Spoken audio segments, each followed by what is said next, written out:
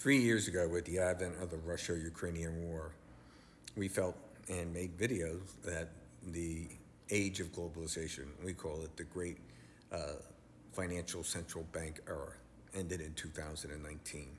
And because globalization ended, we're ending into a new world of, well, let's call it minimum regionalization.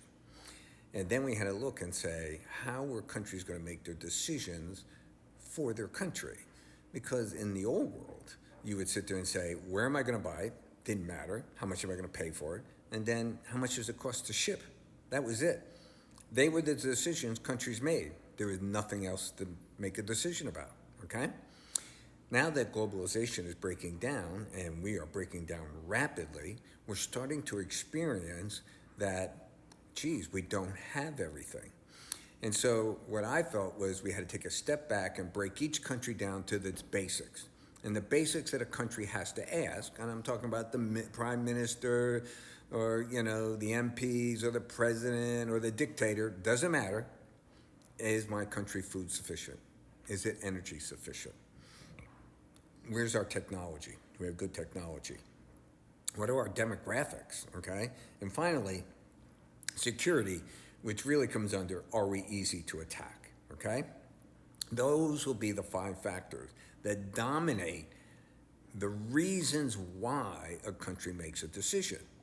Now, the country is going to have to look around and judge themselves, judge their neighbors, and then figure out how they're going to move forward. Now, in this world of globalization that we had for 80 years, certain things became globalized. And the first 4 that we came up with was food, energy, technology, and UCI, underwater critical infrastructure. And we felt that if globalization was breaking down, one or more, if not all of these systems will break. And if they break, given the way we set up the world, it's going to take individual countries or groups of countries 5, 7, 10 years to rectify the situation. It's not going to be able to be rectified in a week or 2. It's just not in the cards. Now, since then, as everyone knows, we've added rare earth minerals as another factor that's breaking down, and we are right in the middle of that now. So, when we look around and say, geez, the world is really changing, how can we invest in it? So 2 years ago or so, we came out and we did several individual videos, one being on US Steel and the other one being on Intel, okay? And then 3 days ago, we did one on MP Materials for the rare earth minerals. But the one on US Steel was, I felt right away and said in my video, this is going to happen. Biden came out and said, this is not happening. Trump got elected, he said, this is not happening. Excuse me. And after they said that, I said, this will happen. US Steel was taken over at $55 a share. Well, how do we know that this was going to happen? I'm going to tell you why, because I judged it by the new world, not the old world. Everyone said, Nippon Steel is going to take over US Steel so they can close all the mills and lay off all the people and get rid of the competition. Old world thinking doesn't count anymore. Old world thinking. So look at it from Nippon Steel's point of view.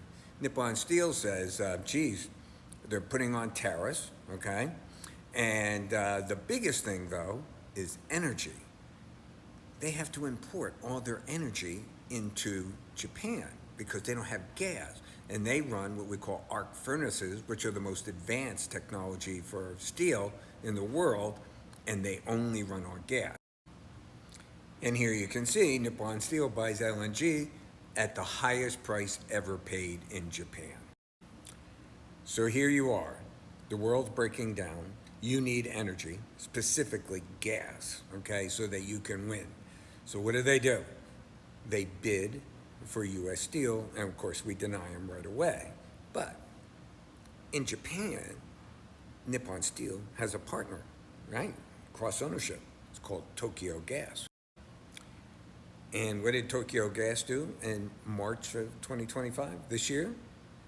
They took over US Shale Company for $525 million, which is being approved by the US government. So think of Nippon Steel's strategy. One, they don't want to be tariff coming into the United States, but I believe that totally like second or third on their list.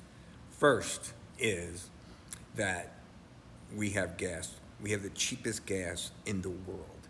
And the cheapest gas in America is in Louisiana and Texas. And where did they buy? They bought in East Texas.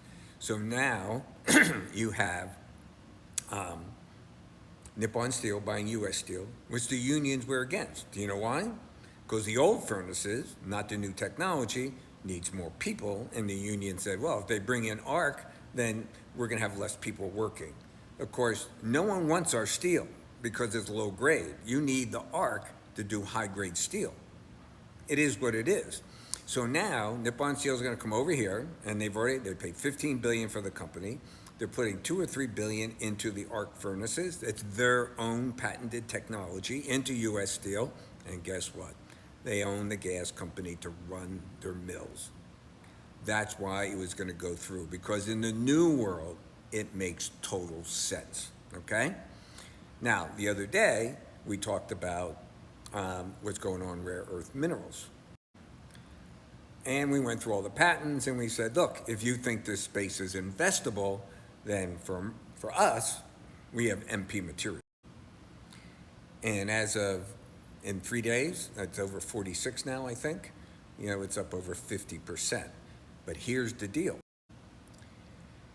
They're surging because the largest shareholder today is the U.S. government through the DOD. And they're doing this to boost our magnet supply, which we need for our planes, our missiles, and our drones, big time. And for any EV, we need this so badly.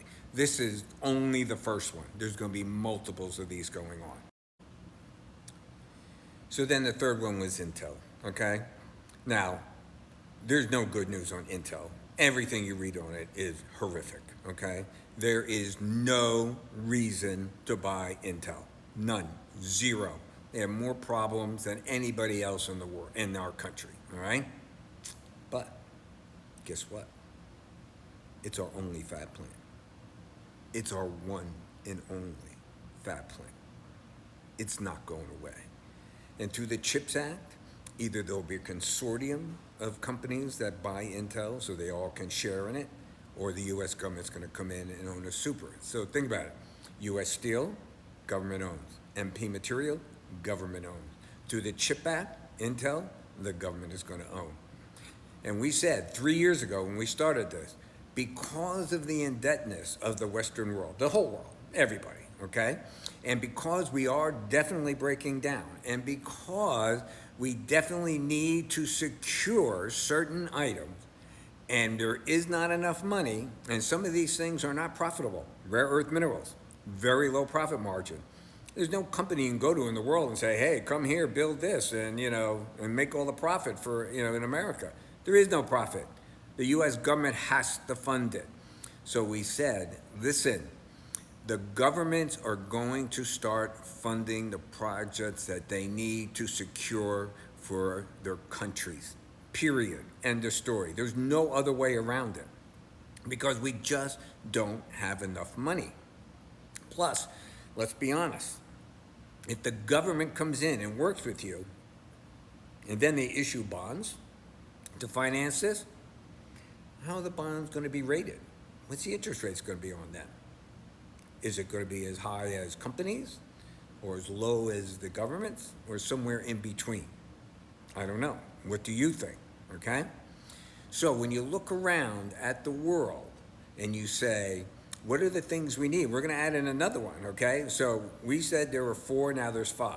We said food, energy, technology, UCI, and then rare earth minerals. And we're going to do a video later today on copper. And guess what? That's the next one.